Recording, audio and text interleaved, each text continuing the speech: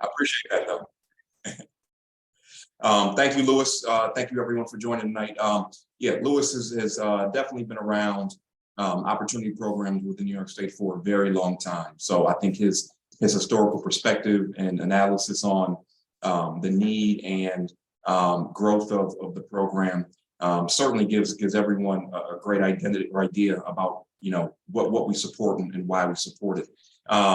Me personally, I can give a personal kind of rendition or informative value perspective of why EOP is important, kind of what we do. Like Lewis mentioned, I'm originally from Buffalo, New York. I went to one of the biggest high schools in the city of Buffalo, Bennett High School. And I can tell you right now that you talk about being underserved, underprepared. I didn't even know who my guidance counselor was, and I went there for 4 years. So that allows you to understand the lack of preparation, not only just while I was a student, but also in this college search and finding direction for that next stage of my academic career, kind of how that came about. So for me, I wasn't EOP. I was not in an educational opportunity program or a higher education opportunity program, but I was EOP in the sense that, I come from a single parent household. Poverty was stricken not only in my household, but also throughout my entire neighborhood. Academically, my school did not offer challenging courses. It's kind of like just, get students by, because of our size. They just wanted to matriculate students to that. It can show a good graduation rate for one of the lowest performing districts within the Erie County area. So I very much value what we do, but also how we kind of strategically do it more so at Cortland. And I'm sure other schools, take the extra step, but I really value the fact that we like to develop the personal relationships because for me, like I said, I didn't have a guidance counselor guiding me towards the next step in my college career, but I did go to college. And luckily I was able to play collegiate basketball, and it was the relationship that I had with my assistant coach that helped in the recruiting process, that helped me understand, how to fill out a college application, how to fill out the FAFSA form, talking about taking college campus visits and tours of the school. He helped me on every stage of that. Being a first generation student, I didn't have anyone else at home to help guide me in those aspects. And I like to think that we do a great job of that here at Cortland, and actually proactively reaching out to our candidates, reaching out to all of our applicants, who are interested in Cortland, to help them navigate this process because similar to myself and similar to a lot of other EOP students, these future applicants also go to larger high schools where the college advisors are overworked and underpaid. Class sizes of plus 100 in their senior graduating classes. So sometimes they can get overlooked. And the nurture and nature and care that we take in this process and helping them through that stage really goes a long way. It doesn't always resonate or turn out to be a student that chooses us in the end. But I think that we find a lot of value in our work. And then the students that do end up, entering Cortland have a deeper connection, not only to the college, but also to our campus from that initial stage of us just reaching out and providing with all the guidance that they need. And that's essentially, to me, what EOP is. I mean, these students have a lot of potential. All of our students have a lot of potential at the campus, but more so, I think our students, because I know, Jonah, you're recording, so let's see. I don't want to get this part omitted, but if you're coming from an area or a school that had all the resources and you made it here, you were supposed to make it here. The students that come through EOP, the lack of resources that they had, the fact that they were able to even get to the stage of our summer institute, let alone graduate from here, I think speaks volume on the potential that they had, and then they found while they were here. So again, thank you all for coming today, but I hope that, as we go along through this session, you take with you that we do great work. And more so, I think it's the people that are here at the college that help us in doing that work, and why students really, graduate here in a lot better perspective than they were before. Thank you, Carmen. Just one simple phrase that I sometimes invoke is, and this is regarding potential, reaching potential.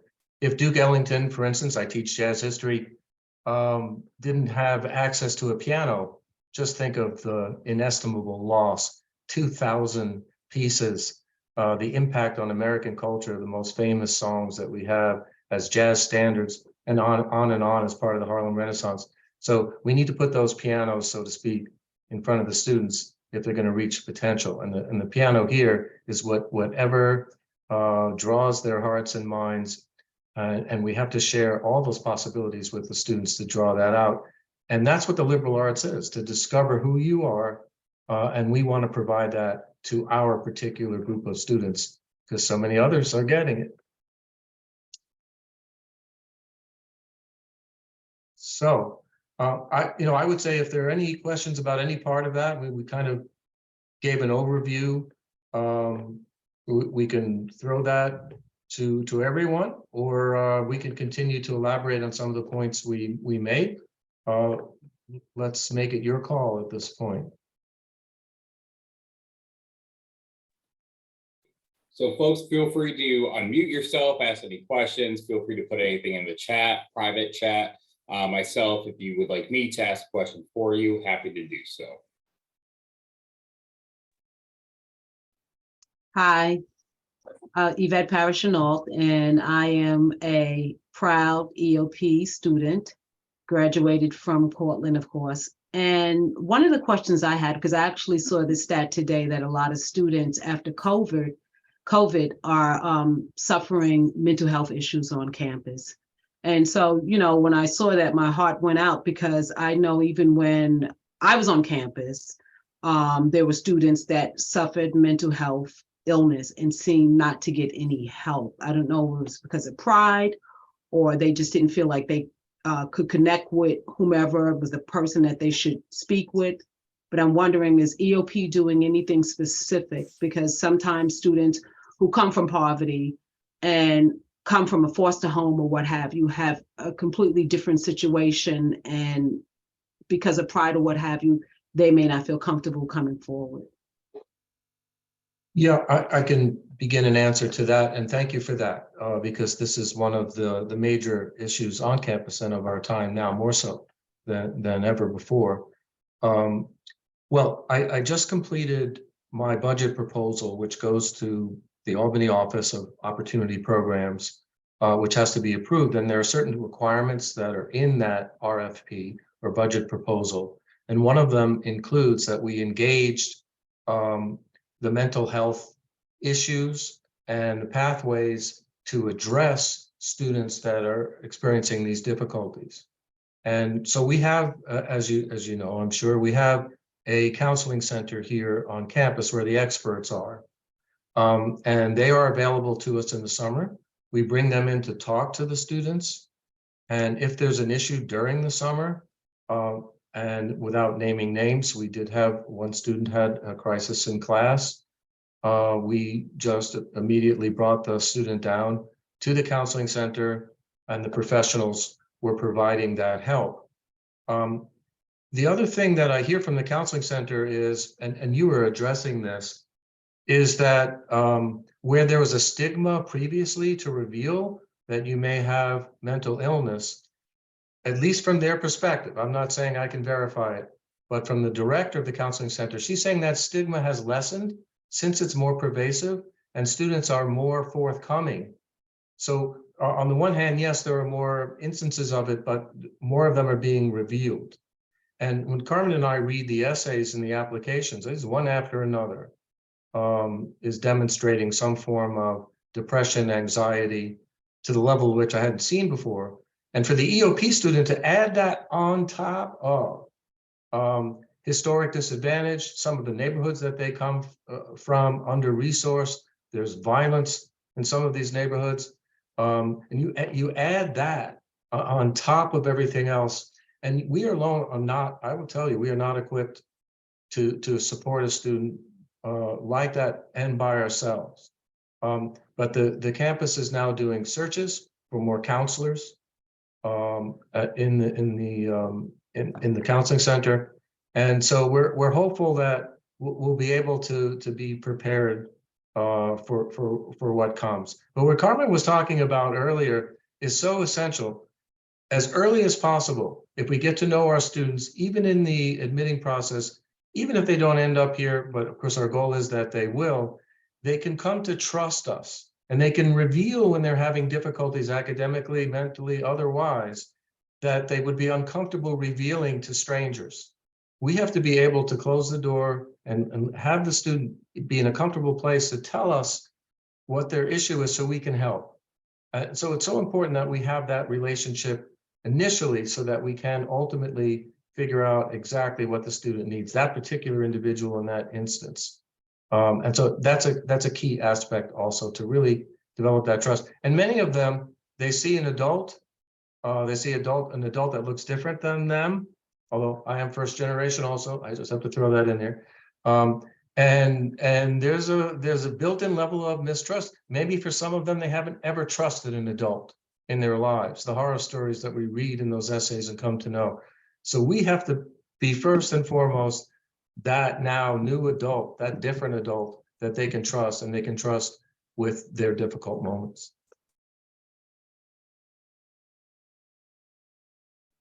Thank you. Sure. And Louis, I saw that Lima, you had your hand up. Were you asking a question? Yeah. Yes, I have a question. So as a former EOP student, 2008 was my class. It was about 54 of us. And honestly, not many of us survived the summer program. And then a few graduated from SUNY Cortland back in 2012 when I graduated. I'm curious to know, because I know there's a lot of structure now compared to my year. I was wondering if there's what challenges are y'all experiencing now that you have structure? Because many of my classmates they had no structure from their school that they came from, and then came here, and it just was a struggle still for them. So I'm wondering what other challenges y'all might be experiencing, even though you may have structure now. I'm going to throw that one to Carmen in a second, but I just want to say I came to Cortland in 2011, but after the Summer Institute. So I completely changed. And you know this, Lima, we know each other well. I completely changed everything we were doing. They were bleeding students. The summer before I got here, there were 8 students who didn't make it. And the view was all wrong. It's not a see if they can do it. It's identify the students with potential and provide that bridge to college. It made no sense. It broke my heart that when I heard about that. So since that time, 2012 summer to this last summer, we have never lost more than 1 or 2 students in the summer. And that was usually due to something beyond just the academics, without getting into that. So that's part of the structural mission. But yeah, that's not to say we're not without challenges. So yes, I know Carmen probably has some things to say about this too. Yeah. Well, I will say a couple things. The first is that's a big class. Almost 50 or 60 something students. The first aspect of that is to be honest with you, at this point in 2023, ever since COVID, is for one, identify and get the students here. We're working back to getting a full class, to where we can have a good cohort of students to make our summer institute, but also our program worthwhile. So we're working diligently on that. And I think, we're confident that we'll get something back close to that number for this particular upcoming term. In terms of the structure, I've been at Cortland since 2008, Lima. I've been knowing you ever since. And there has been a transition and a difference. And Louis, proud to say, he has changed the culture a lot here in EOP and with our students. I think one is, since COVID and probably a little bit before that, because of the nature of the way that their schooling was during that time frame, and almost ever since, there's a sense of a lessened sense of maturity, right, and work ethic. So a lot of what we're doing obviously is hitting on that potential that those students have, but trying to break bad habits or trying to change old habits in a sense and promote what we feel, and Louis has imparted that in the program, successful keys and strategies that are going to help you be a successful student here at the college. You know, I think it starts also with, you know, our staffing and who we hire, you know, so having a very good house counselor staff and support staff here to not only teach the courses, but tutor the students after hours, as well as the other peer students that are here. I think that goes a long way, you know, because as I'm learning as a father, you know, students sometimes tend to drown out, you know, the white noise coming from professors, staff members, parents, you know, because they've been hearing that for a while. Who they do listen to are their peers. So, you know, us, you know, hiring and training great students that certainly can convey the same message that we have. So nothing really gets lost in translation between what we talk about in the classroom, in our personal meetings, and then in the residence halls during their free time or during their outings. So in terms of structure, I think it starts with, you know, the recruitment, having a good cohort, but also having a good staff. You know, to be honest, everything that we're trying to impart on them and do, a difficult part of that is funding, you know, because, you know, one of the things that we're trying to also break is bad eating habits, right? Exercise, getting involved in the community and engagement, sleep, right? Those meals, right, that we want to provide, you know, square adequate meals and snacks.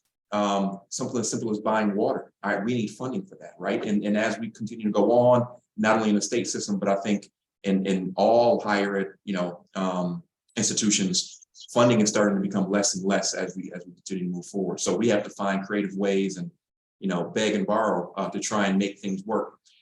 When we try and engage students in the community, you know, and take them on certain outings throughout the area, regionally, and even locally in town, you know, those things also, you know, require funding in a certain budget level to be able to do those things. And those are super important, you know, because if you look at our demographics and the type of students that we're bringing into the program, not a lot of them come from rural areas. So to extract and have them come from Brooklyn, New York, or Buffalo, New York, or Syracuse, and put them in a very rural area, they're searching and needing that reassurance that this is a comfortable place for them. And the only way to kind of, you know, really encourage them to be comfortable in these areas is to actually put them, you know, in those environments. So, you know, when we take trips, you know, to state parks or when we go to local restaurants, all those things to talk about that structure, Lima, and you know, successful SI summer institute requires funding. So I think that, you know, moving forward, you know,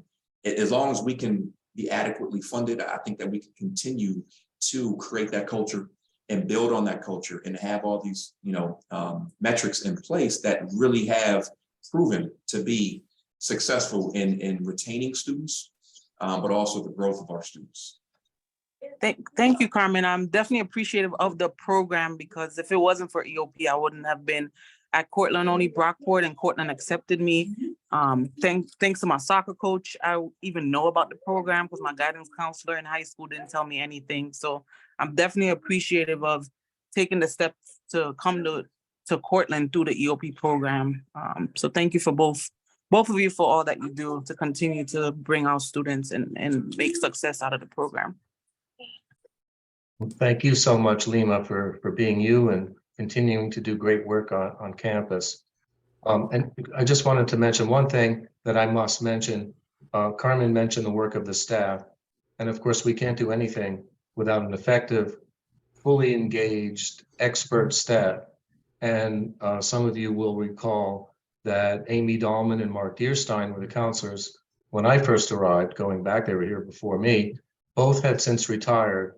And we are extremely fortunate to now have Carmen, who was in admissions, so he knows many aspects and angles about the whole process, and Judy Stoddard, who initially hired, she was working in migrant ed here on campus, initially hired her as a professional writing tutor in the summer. We have professional instruction in the summer, not student mentors, and only in the summer, as Lima had. And then we also, Janet retired after 20 some odd years as the administrative assistant, and we hired Stephanie Lenhart, also who was working in admissions. So now we stole 2 people from the admissions team help us out on our end. But I am going to say, and I say this all the time, and I'm not just saying it, it's not because we're being recorded or anything like that, but we have the best possible staff currently on campus. I have never seen the depth of dedication, the knowledge, the desire to learn and grow from even those great positions. And so rest assured we have that, but it doesn't lead us anywhere if the funding gets curtailed. In the state right now, EOP funding is being increased and they are trying to open up more spots, but at the same time, other things are being impinged. So we have to struggle to pay for food. This week we have Candy Gate happening in the office. Maybe I shouldn't mention that on tape. There's a certain way you have to provide candy. We're trying to say our students, because of academic pressures, may miss a meal or two. All they have to do is stop by the office, and it's not just Snickers bars. Stephanie's been making sure we have Harvest Valley and protein bars. You know, have a snack. Carmen mentioned snacks, but now, well, my hair's already gone, so I'm not pulling any more out, but we're trying to figure out how to get a candy bar or a protein bar to the student legally. And you know, and I see candy bowls all over campus. So it's like, well, what is going on here? So I mean, these are just some of the highly detailed problems that come our way every day. By the way, the Jets now, they're saying it's no longer a rumor. I'm getting messages all day from the president. Personally, the Jets may be coming back this summer. We just want you to know, because it's during our Summer Institute. We were trying to set up our awards celebration dinner at the end of the summer. We're already being told the Jets have carte blanche everywhere. So I'm not going to argue we should be more important than the Jets, but maybe as important. I wanted to mention, I see that Franklin, you messaged that you didn't necessarily raise your hand in the chat box, but you had a question. Yeah, I'm challenged. I couldn't find my raised hand for some reason. So I graduated in the '89 class, I think. It's been a while. I only look kind of young, but I'm not. But I during my year at Cortland, I came under Thomas Newkirk, and I don't know how many of you know him, but in my experience, that was one of the best experiences I had. In terms of him and the staff, the entire staff, they came after you. They took care of you. And someone just alluded to the same thing, you know, the staff. The staff is the key thing. Because and the summer program was actually the key, meeting all of those other students that you eventually met in the fall made a big difference. But I say this to actually say what, and you mentioned the funding, because I stumbled upon EOP. I had no idea what I was getting into. I think I actually filled out my own application, and I probably saw, hey, there's something here that says, you know, you could qualify for XYZ. So I applied, but I had zero idea what it was, what it was for. My parents obviously knew nothing about it. So and someone else mentioned how, you know, the guidance counselor, they're overworked. But with all that said, what is being done to really get this program? Because I think it's a valuable program, obviously. I benefited so much from it.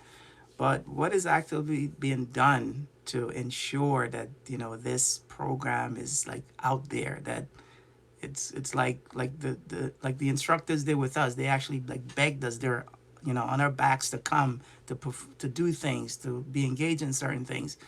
Is that being done in the high school? Is there some active recruitment that's taking place so that so many others who do not know about this program could actually benefit from it? Absolutely, Franklin. Thank you. That's a great question. That's the admissions world, right? So initially it starts in the high schools with, we have admissions reps from the college that proactively go out.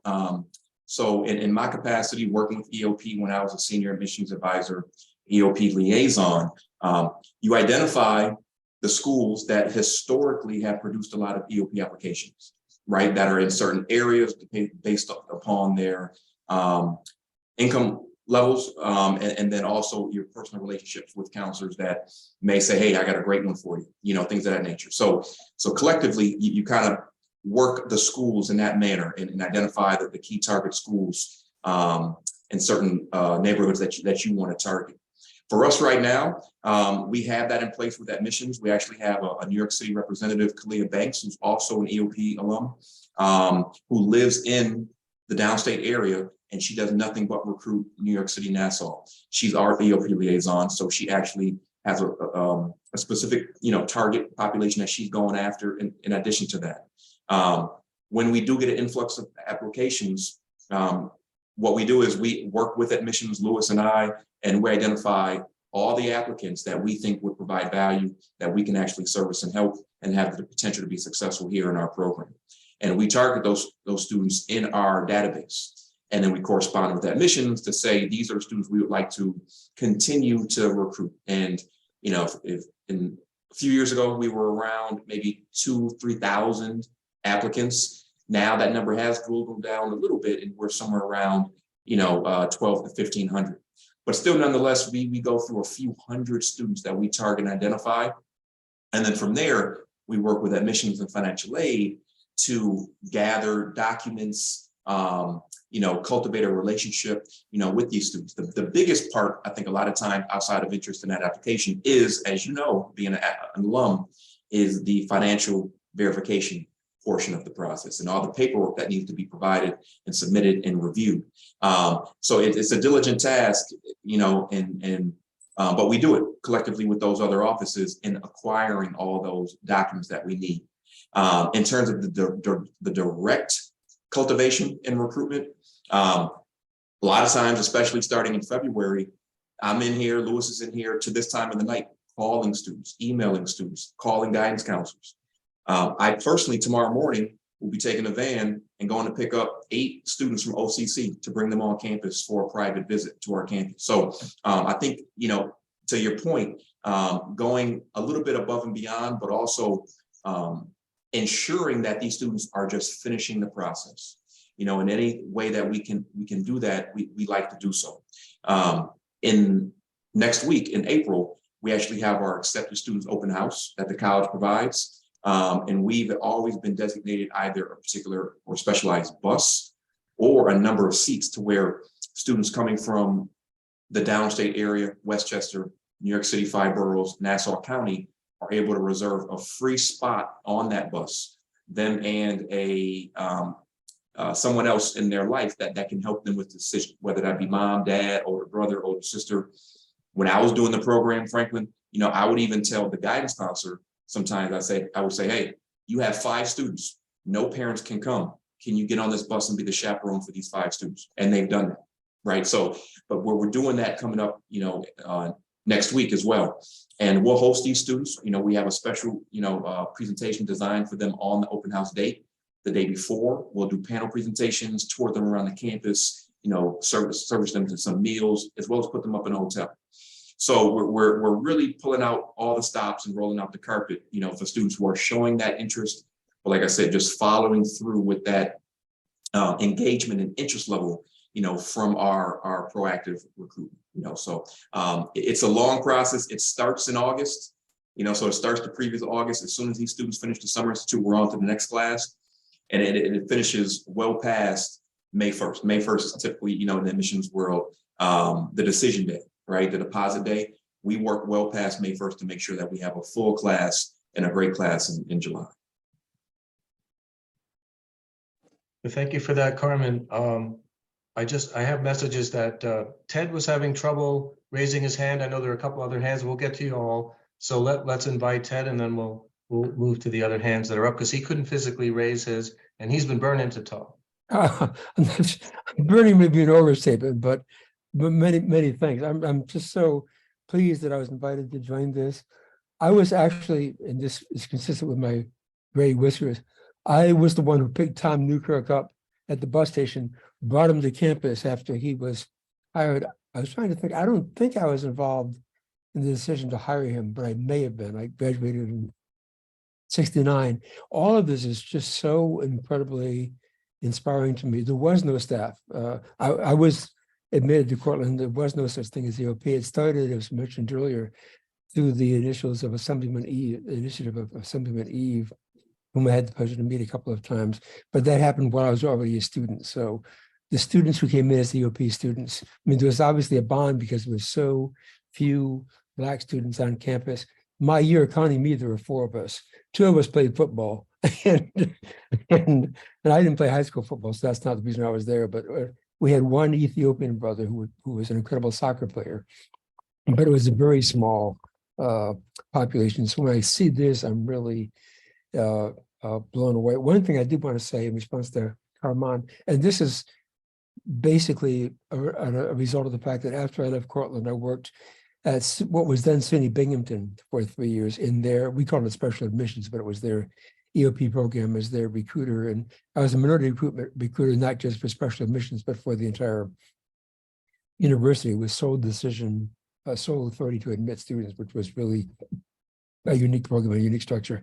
But I would caution against relying too heavily, and I'm not saying this is what you were suggesting, but be cautious about relying too heavily in recruiting upon those students who in the past have yielded a high number of EOP applicants, because that just feeds into what was mentioned earlier.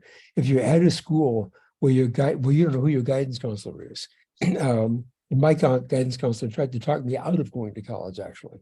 I was from a small school outside of Rochester, New York. She actually tried to talk me out of going to college. My dad found out about it, got on his bicycle, went up to the school and kind of straightened her out. And as a result of that, she opened up her discussion with me. But I really found Cortland on my own, primarily because I wanted to play football.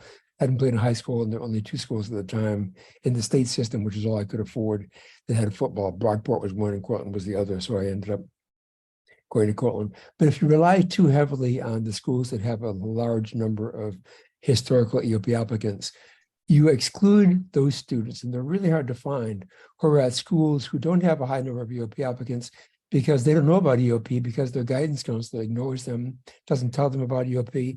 So it really does perpetuate this thing of, it's kind of the third world version of the negative version of the Good Old Boys Network. We're at schools where the EOP isn't mentioned, isn't discussed. Black students, Latino students, third world students don't have access to guidance counselors who care about them because they define us out of the college track because they don't think we're capable of college work. On the one hand, you have those students, and they're really hard to find, but they can be found. And then you have the other students who come from bigger city high schools whose guidance counselors, some because they're well-intended, some because they feel they have to do it to succeed, and some just think it's part of the job, who will reach out and recommend students for EOP. So that you have to be careful. When I was at Binghamton, there were 2 folks at Ithaca High School who were really incredible resources. And there was a woman, Janet Carlson, who's probably not alive anymore, who worked at a settlement school in New York, in Manhattan, who referred some incredible students to me. One, in fact, mention his name, you may know, Louis DeValle. I'm sorry, strike that. I'm confusing Binghamton and Cortland. But she confused a number of students, referred a number of students to me. So you really have to work at developing alternative, non-traditional recruitment sources, because if you just rely upon the historical record, you can become part of the problem. And it's a lot harder to do that. And I don't want to denigrate anyone's efforts. But I just wanted to throw that out there because you can easily miss a lot of good students if you just rely upon what's happened historically. Thanks. Oh, so true, Ted. Thank you. And then, yes, we didn't mean to imply that that's the only thing happening. It's an ongoing search. And in fact, the initial spirit, as we talked about earlier, is to find students that do not have access to college. And so, yes, guidance counselors are overwhelmed. We're shockingly telling students forget about college. Just as a point, I was doing recruiting in my previous position. I was at Skidmore, part of HEOP. And I would go down to the city, and of course, it's not exclusively New York City, but that was my area. And we weren't getting any students from Queens High School. So I opened up Queens, searching from school to school. I was up in Corona. I don't know if you know that area. One day when I visited, the guidance counselor came running out to me and said, "Are you okay?" And I was like, "What? I'm fine. I made it. I'm from Queens. I made it here, She said, "Well, we just had a stabbing on the stairs, and I hope that you weren't part of that." So well, I missed it, missed the excitement. And then I went in and met with all these hopeful students. That was a dedicated guidance counselor, but you're so right. It's an ongoing search. As we say, there's so many students, there's so many Duke Ellingtons out there, Mozarts, whatever you want to call them, Einsteins, that will never have the chance. And it's our mission to find them wherever they may be. Now, can I just say one other thing? Because his name came up twice, Thomas Newkirk. Some of you may recognize this, but he, until his passing, and it's still ongoing, created a fund in honor of his son. And so we have a Larry Newkirk Award that we bestow every April, just coming up in a few weeks. That family continues to come up, honoring one of our great current students and Larry's name. And they get some of the funding money personally out of that. And right up until the year he passed, Thomas was coming up. And it was the highlight of that event and speaking to the students. And we had such a passing of the torch and such a bond. And I think the students really appreciated that. And we'll keep that going. Oh, so there is a hand raised order update. Thank you for that. Alumni Association. So Flossie is next. Hi, good evening, everyone. I had a lot of questions, but I'll just try to, I don't know if you have a pen just to write down the responses. I was curious to know what your retention rate is. When I came on board, was 1977, and basically, we were very close because as Ted had mentioned, a lot of the students were of a color during that time. And I can almost count on my hands those who are not of color. But what happened is over the years, I guess by the second year, we lost a lot of students. And I don't know if you're still having that challenge. One of the things though that I was concerned about, and I think the students were concerned about, is being stigmatized by being part of the program. So I don't know how you address that. The Alumni Association has a program called Alumni Admit, and there's the students who are admitted who couldn't get in regular admission, so that we try to bring in students who have potential to succeed at Cortland, but they go through this route of the Alumni Association admission. Now, those students don't want to be attached to, once they get in, they don't want people to know they got in through an alternate route. So I kind of relate those two programs as students who, and we didn't have that problem at the time because there were so few of us. I'm African American, and there were so few of us that we bonded automatically. The program, I was under Thomas Newkirk as well, and he really made sure that we got to know each other. He planned a lot of events outside of school at his farmhouse. He had the farmhouse, and we all went out there and pitched in, and he had some gatherings there. But, my concern is, how we're addressing the retention rate. And I know, and the other part of that question is, are we partnering with any other organizations on campus to make sure our students are getting the support that they need? Great set of questions. We could spend the next hour talking about that. Sorry. No, that's fantastic to really honor that. But I'll try to be as brief and to the point. Plastered everywhere here, we have proud to be EOP. And I do think that it is the case that the students do not see it as a stigma, but something that they are proudly happy to be part of and feel the love and support that we provide. And in fact, we know that Carmen led a panel recently where let's put it this way, a non-EOP student who was African-American stood up and she said, we're well aware of EOP on this campus and how great it is. We don't have something like that. We want it. And I'm actually in the process of trying to propose something like that. I was already told it doesn't have a chance in blank to pass, but to set up another kind of mirror program to embrace students who aren't in EOP because they're clamoring for it. So that part I think is in good shape. In terms of the retention, when I got here, in terms of the comprehensive colleges across the state, and I got these stats, we were at the bottom of the list in terms of the retention and graduation rates. By third or fourth year, when I got through one cycle, we had moved up to 4 and still climbing. So something we are focused on. Now it is related to the admissions process ultimately, and then what we do after that.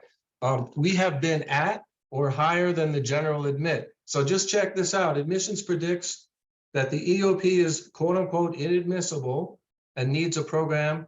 What we do is we turn that on its head. We show that the EOP student actually has a better retention rate than the general admit. And if you want numbers, we'd have to look at the fresh ones, but they do 6-year cohorts. We've been in the high 70s into the 80s up to 85%.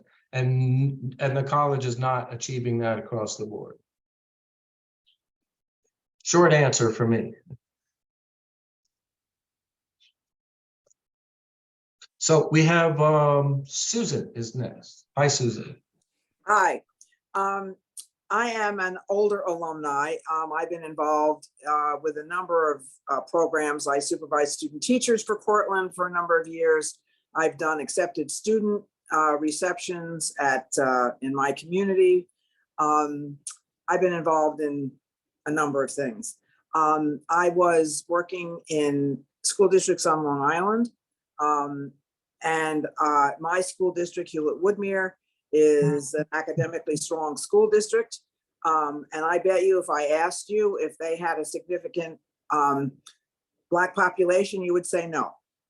Inwood does. Yes, so that's a different school district. Right next door, though. Yes, Yeah. but we now have a significant population because our West Indian families are moving in from Queens into North Woodmere. So, you know, I'm sitting here thinking, does my guidance department know about EOP?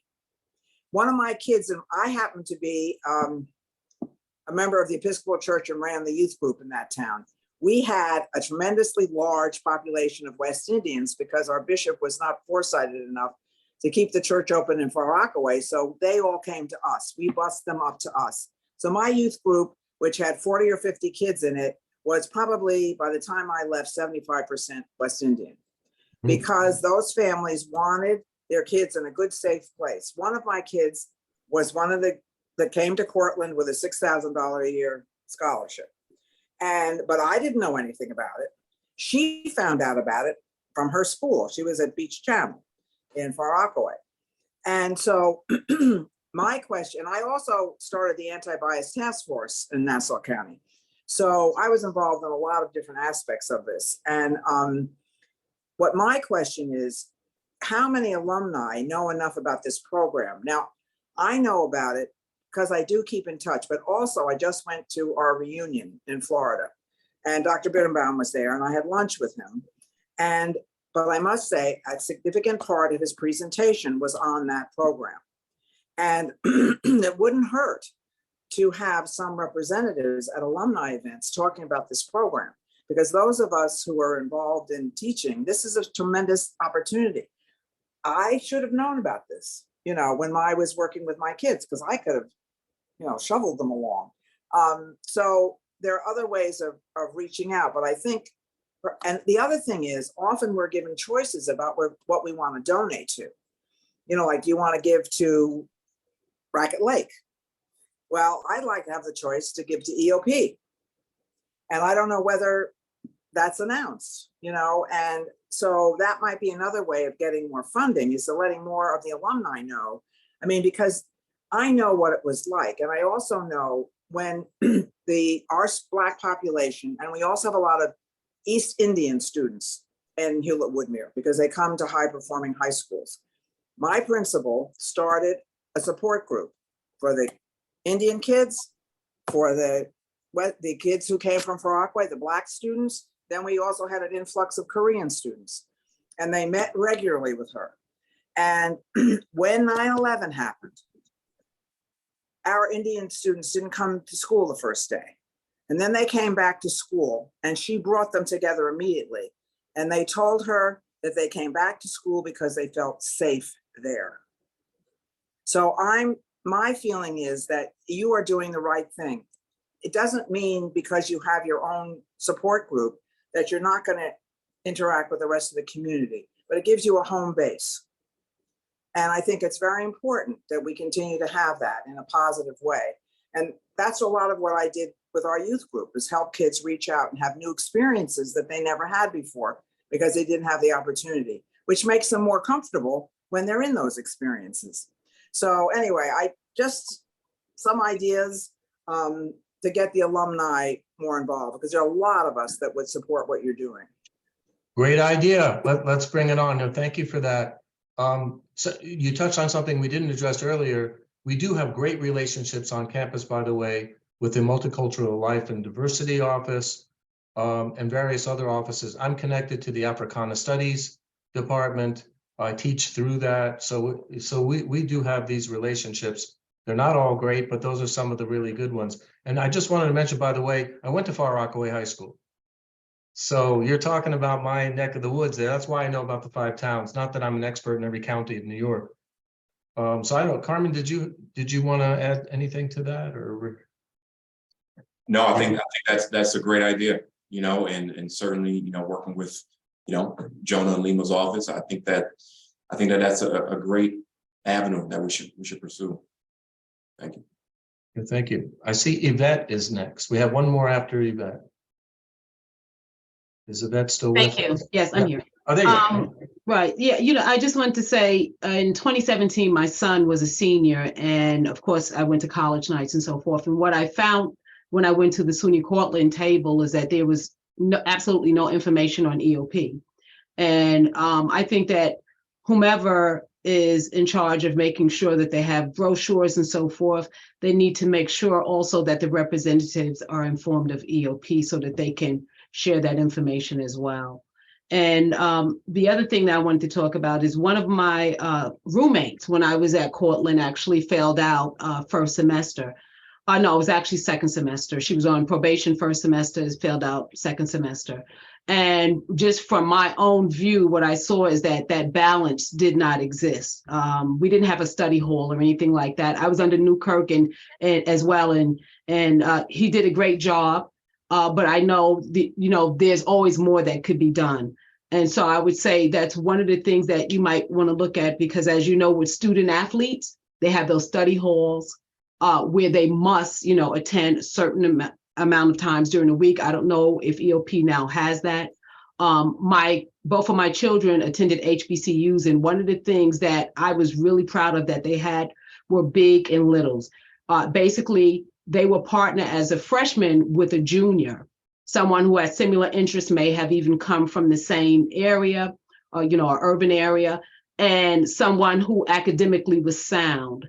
So that, just would help them in terms of if they didn't have that skill set that was needed to, strike that balance between studying and of course, they're going to have their fun. So when you have that, I think that is also very helpful. And what they find is that a lot of the upperclassmen, they really were proud of that. They're like, oh, I have a little, from Queens or what have you. And by the way, I'm from Queens also. So Queens is really in the house tonight. And I'm a graduate of Benjamin Cardozo in Bayside. The other thing that I wanted to discuss is just the fact that with the students, I find even with my counselor, the same thing. I got no direction. It was just like, here, fill this out. These are schools in New York State, and we think that you can get into one of these schools. So I think what, was talked about, what Carmen spoke about, and everyone else in terms of making sure that SUNY Cortland's tentacles are out there and that you're really sending someone who represents SUNY Cortland in every program that is available is very, very important. And basically, that's just what I wanted to say. Thank you.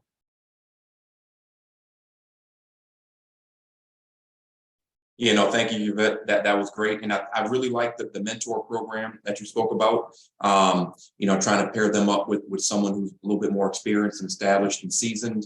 It also, I think, to that point, it gives them, because they're going to go through their summer institute and they're going to know the first year. But when they get here, they're not going to know any upperclassmen. So it gives that connection to a whole different area of the college, things that, and also not just socially and academically to think about, but just enlightenment and social and friendship class that they can have from being with a junior, potentially going to be a senior. So it definitely opens a lot of things up for them. We have established the study hall. So not only do we have study halls in the Summer Institute, which go over very well, because obviously we're able to monitor and track that a little bit more hands-on. But this semester we did actually implement a study hall. to where our at-risk students from the fall semester, first year all the way through upperclassmen, in addition to borderline students. So Lewis, kind of works with students who aren't necessarily in any academic troubles, but to be honest, they're close to it, right? They're on the verge and the cusp of that, maybe going back and forth between that. So we've encouraged those students to also attend, and that's been going fairly well, over the course of the semester. So, we'll see how it pans out at the end, but that idea is something that we implemented that I think is going to help us in the future too. Let's see here. Looks like Taleo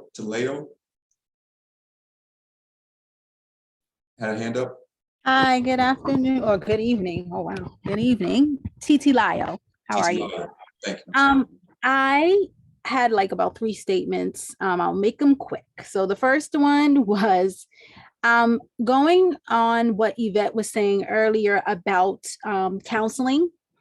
I was wondering if there's any discussion about having a dedicated counselor just for the EOP program. The reason why I say that is because I know that it's, there has to be some sort of cultural competency. There has to be some sort of knowledge of the specific issues that these students face. And I'm not sure, I can't say it is or it isn't. The counseling center may not necessarily have that specific expertise. And I'm a social worker, full disclosure. So, I know that there are different skill sets that people need in order to deal with certain populations. So that's one. And then 2 was the idea that you had, Lewis, about students who are not in EOP having something that mirrored. I was not in EOP, and I will tell you that I felt like I wanted to be in EOP because there was a lot of support there. I'm a first-generation college student, so I didn't get into EOP because of my grades, but I still could have benefited from some of the supports, right? And luckily, when I went to school in the late 90s, we really kind of like, it didn't matter if you were EOP or not. We kind of all, rallied around each other. But it would have been, to me, it would have been helpful to have something similar. And then the third thing, SUNY Cortland didn't have higher. Oh, okay. Got it. Thank you, Ted. The third thing is that I know that about a couple of, this was in 2019, right before COVID threw everything awry. We did connect the Alumni Association. So I sit on the alumni board, and we did arrange for the students to come and be with us during our reunion in the summertime. So we spoke about that, Lewis. And so I'm thinking we're going to do that again. I hope we are. But I also would like to see some more things be done as well, right? So that we can, stay connected as the Alumni Association, so that we can make sure that other alumni can get involved as well. And then I just wanted to know, like, what would you need? What kind of things would you think you would need maybe from the Alumni Association, that we could support you with? Well, thank you so much for that. And I was going to say, I remember you pretty well, and let's keep that going. There's a common phrase, more is less, or something like that. Recently, the college was trying to say less is less to us, but I'm a more is more. I go back to that. I don't like to think that that's old fashioned, that's forward looking. So yeah, anything more that we could do in terms of a partnership. With your last question, I think Harmon was hitting on it. He went right to it. So again, I'm just so proud of his input. Is funding help and how to appropriately make sure that it's being used effectively and in the right hands. Now, some of the funding that's out there, we actually have to apply to have access to it. So there's all this kind of bureaucracy around some of the funding. So I think maybe an easier path to accessing the funds. If I want to help a student who's broken his or her glasses, and I can use EOP funds for that. These are grant or alumni funds or grant funds or donation funds. I have to go through a process. And in the meantime, the student has spent a week not seeing what's up on the screen. So yeah, there's little things like that. I wrote something else down that you had initially talked about. Your first point. Can we go back over that, because I can't read my own handwriting? Oh yes, in terms of a dedicated mental health counselor within EOP, splendid idea, because I had actually thought of it previously. Anyway, no, it's just a great idea. It makes sense, and what you say is so true. There are so many folks here that are not versed, and it's part of my mission to attempt to make sure that they are in who our students are and what their cultural backgrounds and orientations and experiences are, what their lived experiences. You have to be steeped in that to understand it. And so, great idea. I went to student affairs and I asked for that. I said, this would be really helpful given the times we're in. And they said, absolutely not. It's against the college rules, so to speak, to have a psychological professional in an office that's not the counseling center. And that was the answer I got. So yeah, we tried.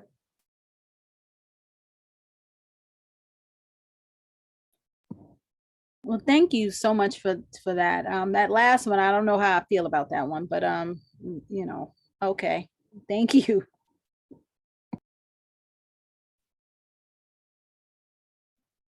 Other questions folks may have? Susan, you just raised your hand. Yes, I supervise student teachers for Cortland. And I was in Westchester County, and then I expanded it to Long Island because we have so many alums down there. And I remember having a Black student from Queens, and she was in Yorktown. And I had them write a diary to me every week, and they were amazingly open. And she was scared to death of the dark. There were no streetlights on her street. She was not used to living in a place where it was dark, really dark at night.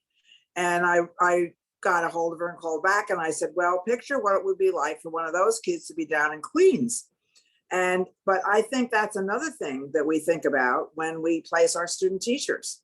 You know, where are we putting them? Are we putting them in an environment where they will feel comfortable? Doesn't have to be the same as home, but it's certainly, that's another aspect of it that, I mean, people may not necessarily think of. You know, sending them to the boonies in upstate New York may be terrifying, where, you know, nobody even thinks about that aspect of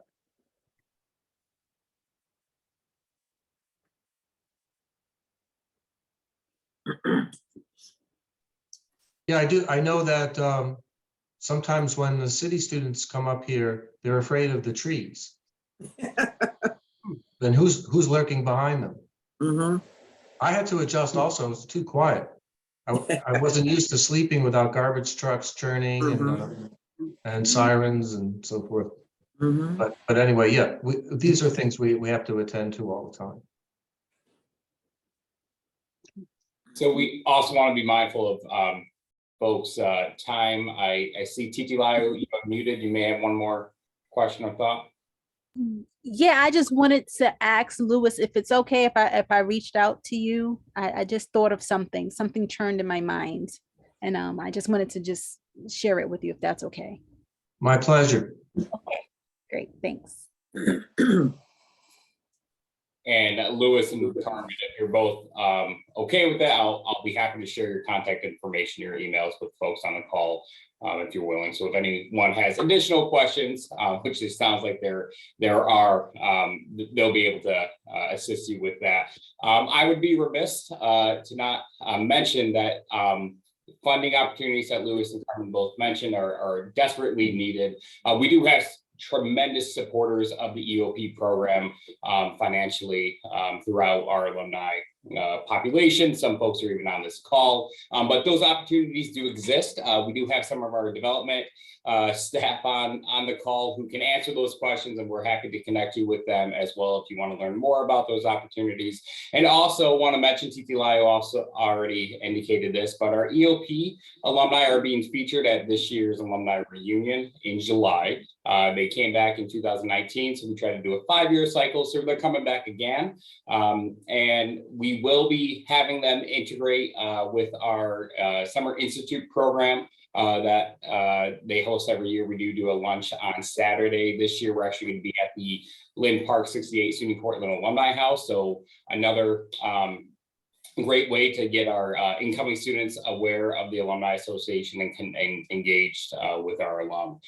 Through that program, we are featuring our Educational Opportunity Fund, which folks can support as well. Our Cortland Challenge Day will be April 19th, and EOP is a fund that folks can support. So if you want to nudge your friends to say, give to this great program, that's a great opportunity to do so. We'll have more information online about that.